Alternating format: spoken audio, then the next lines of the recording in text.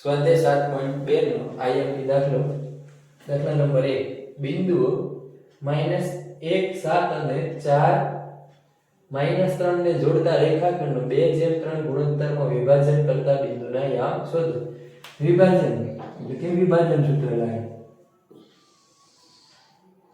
આ રેખાખંડ છે એને બે બિંદુ A અને B. A બિંદુના યામ -1 અને 7 અને B બિંદુના યામ 4 અને -3 છે. અને આ રેખાખંડનું 2/3 ગુણોત્તરમાં વિભાજન કરો. 2/3 આ P બિંદુના કરતા બિંદુના યામ શોધો. આ બિંદુના યામ શોધવાનો છે આપણે. આને m1 કહેવાય અને m2. આ x1 x2 y1 અને y2. સૂત્ર બિંદુ P ના યામ સૂત્ર m1 x2 પ્લસ આ રીતે m1 x2 plus m2 x1 m2 x1 છેદમાં m1 plus m2 m1 plus m2.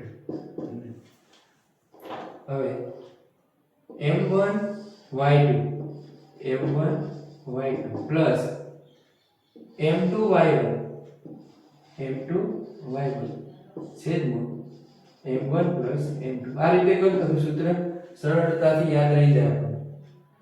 m1 ની કિંમત 2, x2 ની કિંમત 4 પ્લસ m2 ની કિંમત 3 અને x1 ની કિંમત -1 છેદમાં 2 + 3.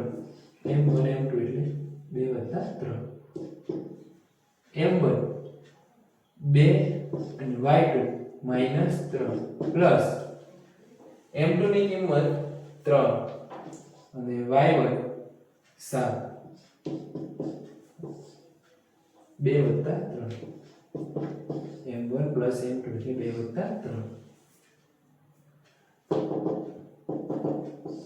4 દુ 8 પ્લસ માઈનસ માઈનસ 3 એકા 3 2 ને 3 5 3 દુ 6 માઈનસ 6 અને 7 તારીખ 21 2 ને 3 5 8 માંથી 3 લે તો 5 છેદમાં 5 21 માંથી 6 બાદ થાય તો 15 અને છેદમાં 5 5 એકા 5 એટલે કે આ 1 વધે અને 5 તારીખ 15. આપણે P બિંદુના યામ P બિંદુના યામ